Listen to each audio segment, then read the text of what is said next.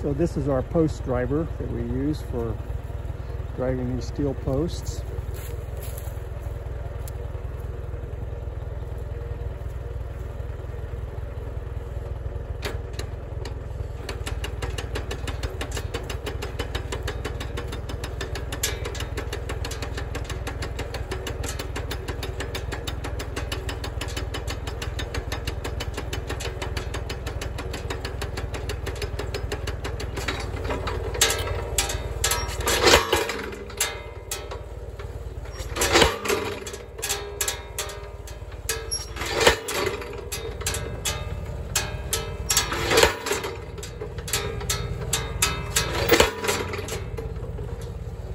Kind of hard.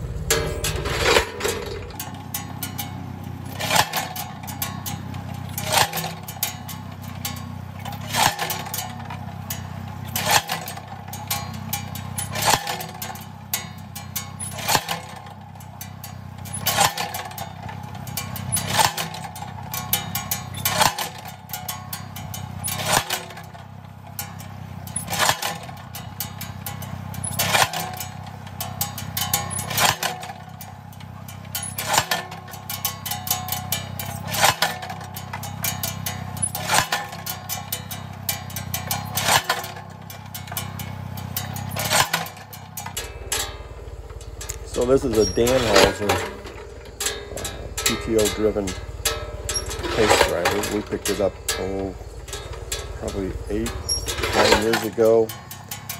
Obviously second hand, maybe third hand. Anyway, it will drive those posts. I've drove quite a few with it. I use it for the T-post sometimes too, especially during the summertime when the ground's so really hard. But when we first got it, I used it to put in a 1,200 foot long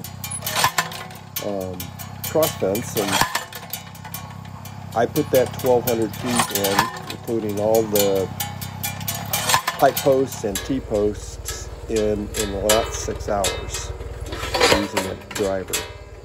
So it is a pretty handy tool. Today it's driving pretty hard. That's a pretty hard spot right there. However, I guess it was probably the second time I used it for building some fence. So this is how we're going to set this up. I ran into some really hard. Oh, I'd say it was probably rock, because it took me an hour and a half to drive that post, and it was my latch post, so I really couldn't move it. I'd already set the gate post in place and welded all the braces and hung the gate, so that post had to go where it was at. Here I'm getting ready to put. So I'm getting ready to put in the last steel post. You'll see me here. I'm going to get a piece of brace rod, 8-foot brace rod, and I lay it up on that clamp that I've clamped to the post, and it tells me how far I need to put that next post. Now you could do a little bit of math and figure out your angle and all that, but this is just as easy, and it doesn't take me near as long, and I won't make no mistakes. Out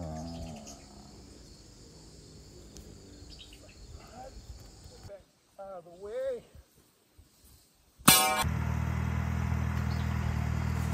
So we're setting the tractor up on the post driver.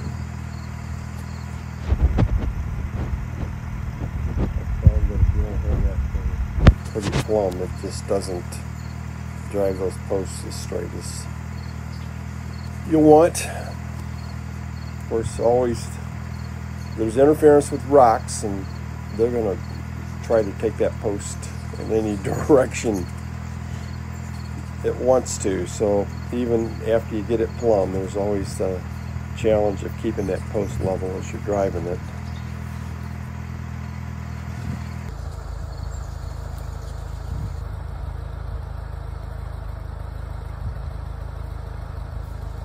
here I'm going to engage the PTO. You can hear the tractor engage the drive on the post driver here.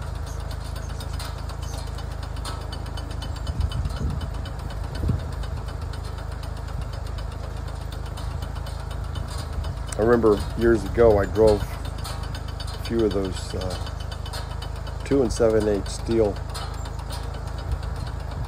oil pipe by hand. Had a 3-inch driver, and that was some pretty hard work. So this post driver is a welcome tool to the farm.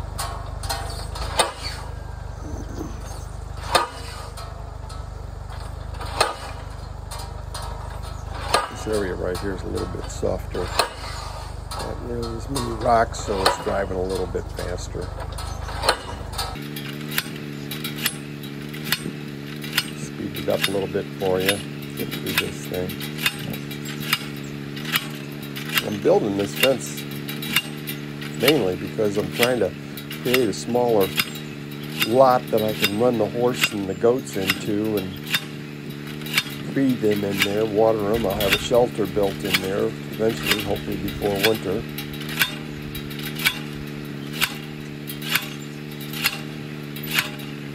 Yep, definitely got less rocks here. This thing's driving pretty good.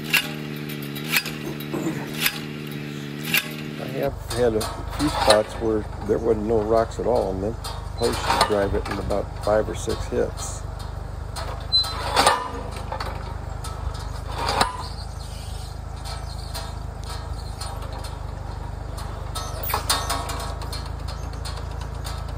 Shut the PTO off.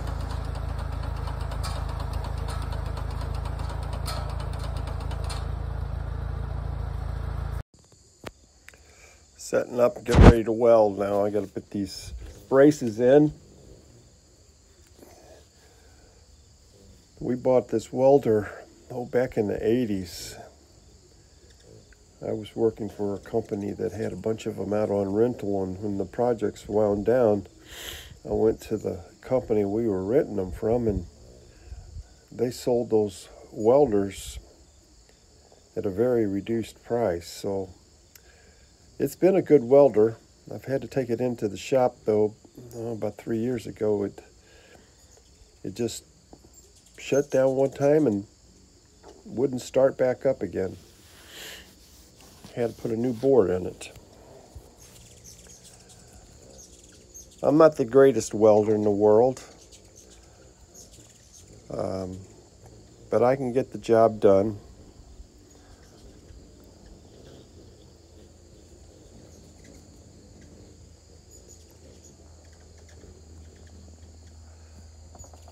These welded posts and cross braces and everything really make a good strong fence. I'm hoping they'll be there for another 50 years so that my grandkids and great-grandkids don't have to mess with these things.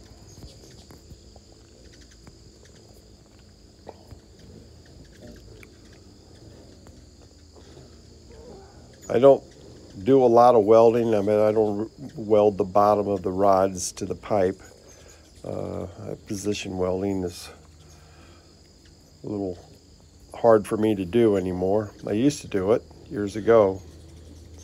Now I just put a good amount of weld on top of the rod, make a couple of passes on it.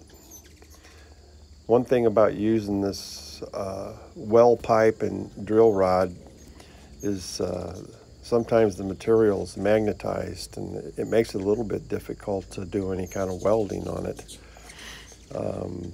So you really got to work at it sometimes.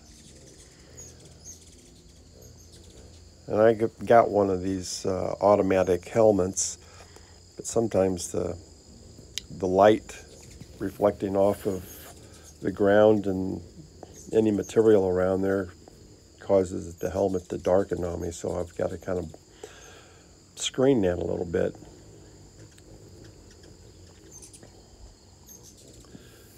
It's all part of the process, though, of putting in a fence. I'll get this little section done here, and I'm going to call it a day, and tomorrow I'll come up early and get started putting those T-posts in, and we'll get that done, and then we'll stretch some wire and see if we can't finish up this little project.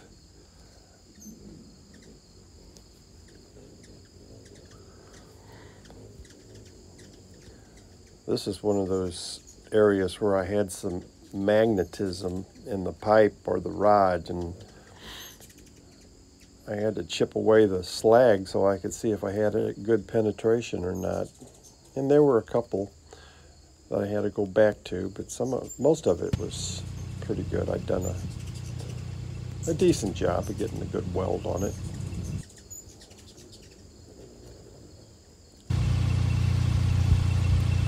So I need to go back down. I got a couple of welds that where we had a little of that magnetism going on. Get some good crossover with my weld.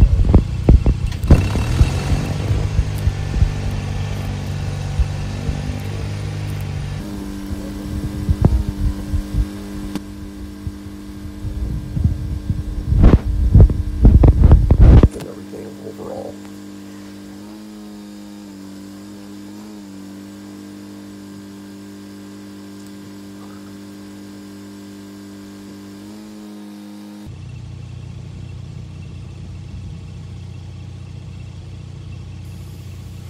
Now I'm going to trim off the excess rod and get ready to put the top bar on, and then we'll have this one finished up. I've got some cordless tools I could use, but since I got the welding machine, I figure I'll just go ahead and use the corded.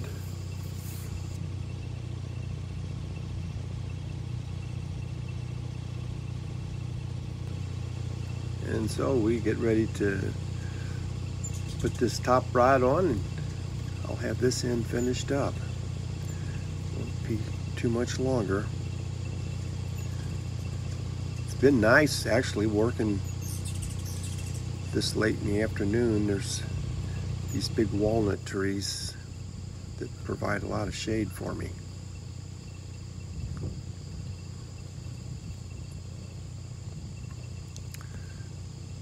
This is the last thing we got to do, and then we'll have it wrapped up.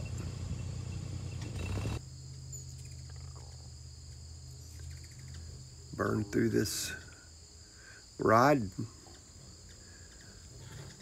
This is actually a pretty good location. See, there's that magnetic part of the post. Sometimes it's just hard to get them welds to stick. I think there's probably a trick to it, but I don't know what it is. I guess I need to get on YouTube.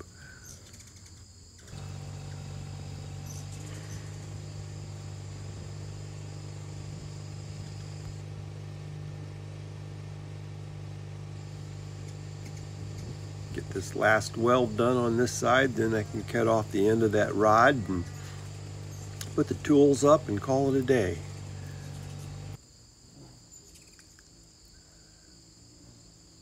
See that brush pile in the back? That's that tree that fell over on the fence a few weeks back.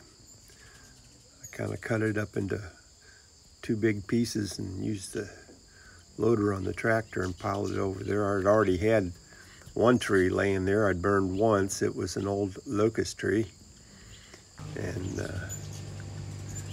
so I guess this fall sometime I'll try to get that burnt.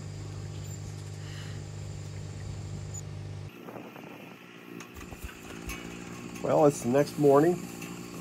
Got the tractor shot up, got the material over.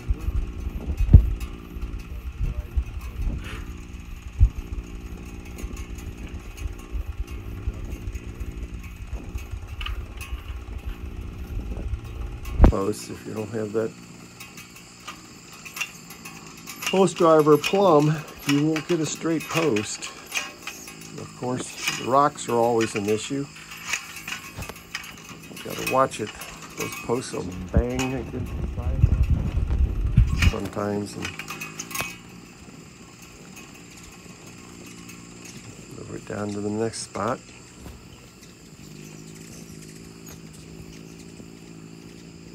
I'll show you a couple more and then we'll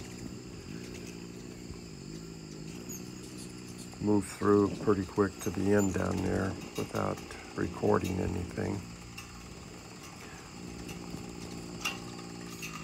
I normally drive these T-posts with a hand driver, but it's summertime.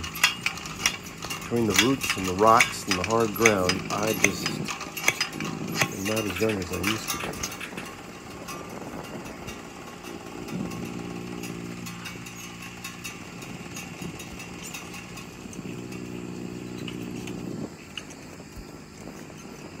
A couple more here.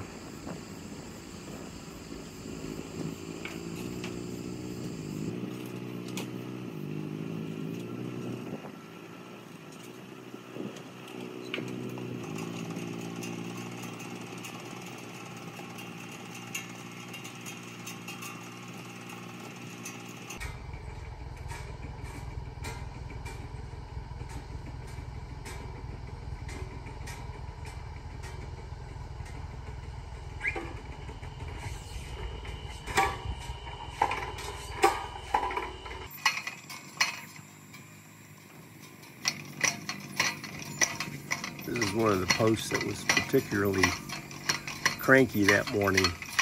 I was using short strokes on it just because it was going in a hard spot. I don't know if I was on a root or what.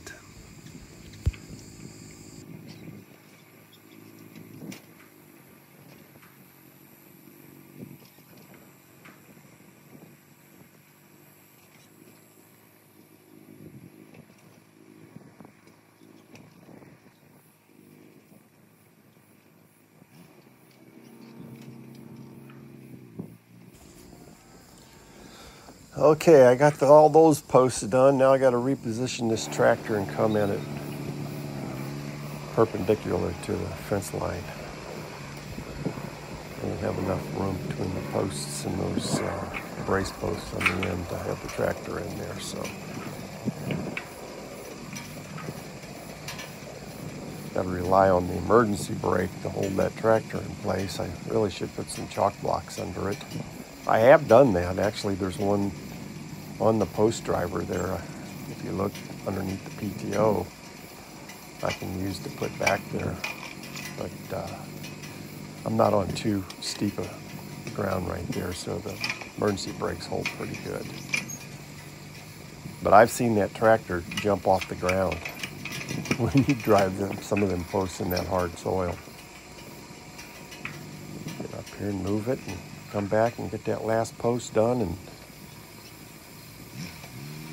then I can go get some wire and start putting wire up. That'll be good to get that done.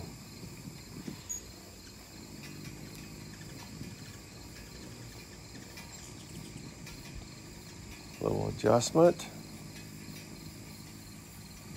on that side. Looks pretty good. Last post.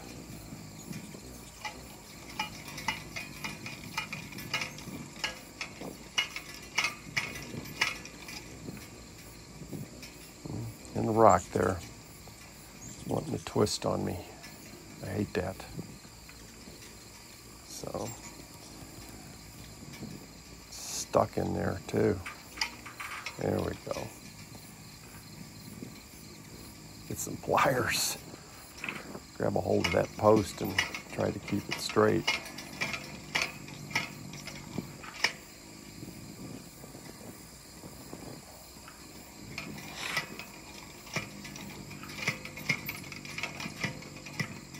That's one of the tougher ones to get in.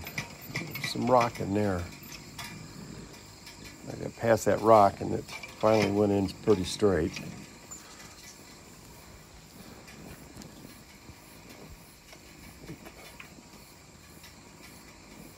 There you go. Last post done. Get the tractor out of the way and start getting ready to do some fence.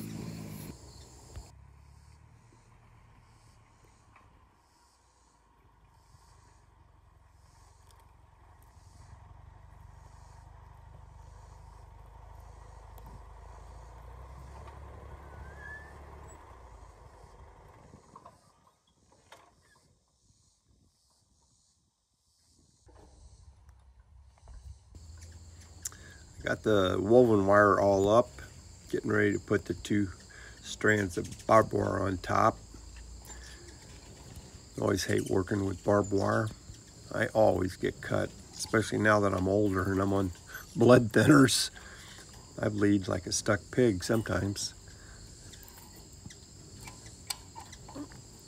Stretch that wire good and tight.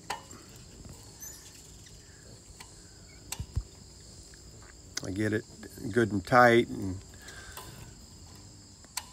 then I'll take a C-clamp and lock that wire to the post. That way I keep my tension, because I've got to take and cut the wire on the other side and use it to tie off to that tightened wire. So it's a process. Over time you learn to kind of do some of the shortcuts.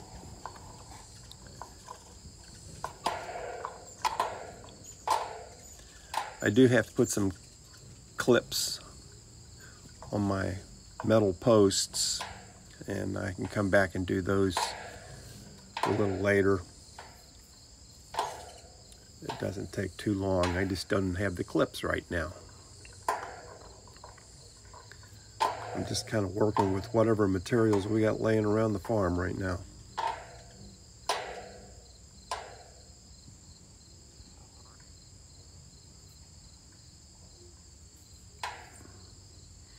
Get that clamp on good and tight, and then we can tie off that wire.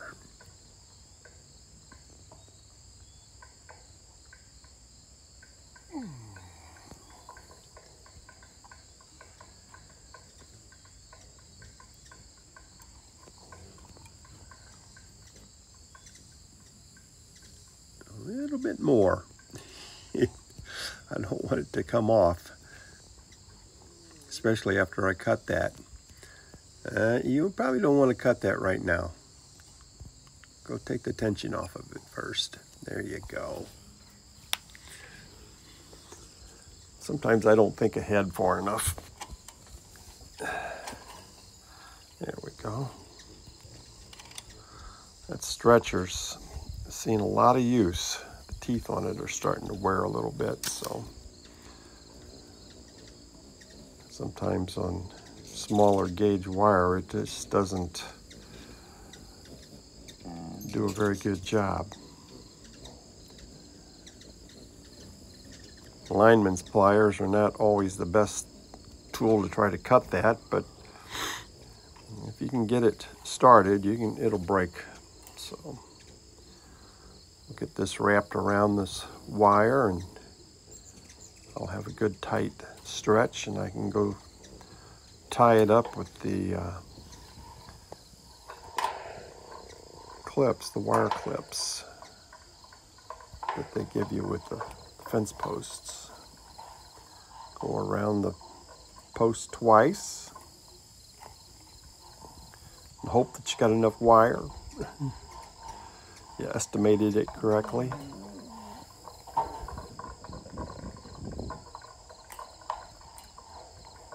To twist it around and tie it off. Those little X braces, sometimes they get in the way.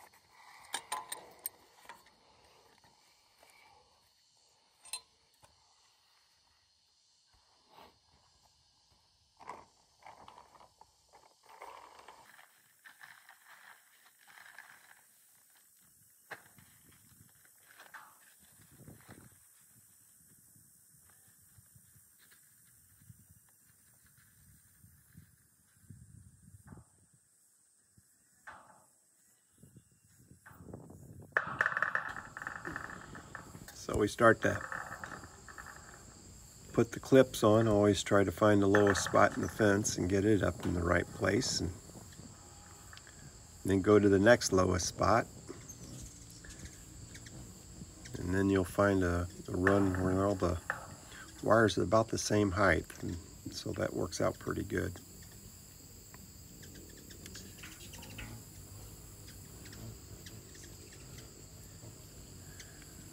We made a little tool out of stainless steel. It's got holes in the end of it to grab those clips and bend them over, and so it works pretty good. We made those, oh, a good 20 years ago.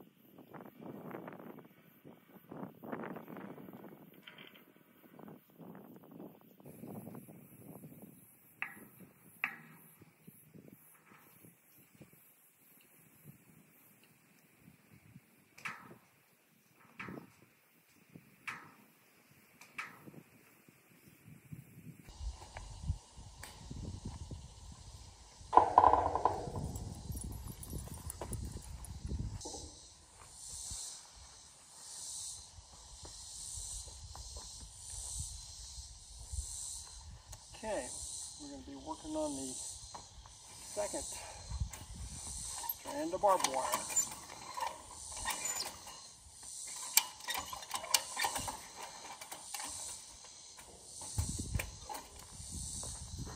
Okay, let's see if we can get this up where it's supposed to be at.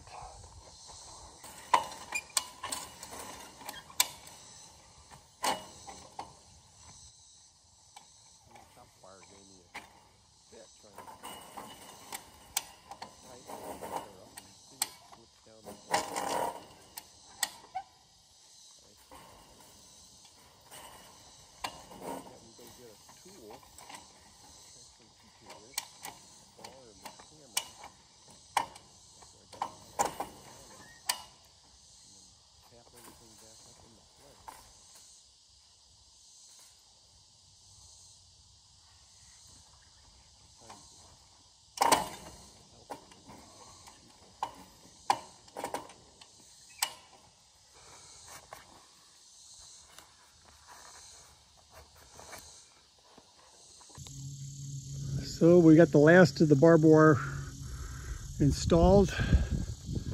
This is the gate that's going into this small lot that I've built.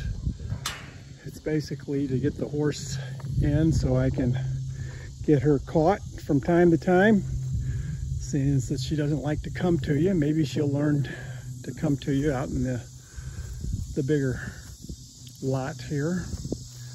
Eventually, my plan is, before winter, is to build a permanent housing structure here for the goat and the horse. What they're living in currently is more of a temporary that I built several years ago. And I don't think that tarp's going to take another winter. So I need to get this thing done before winter time. So I hope you enjoyed this video showing how to put in a woven wire fence using welded supports, braces, and T-posts. And you all have a good day.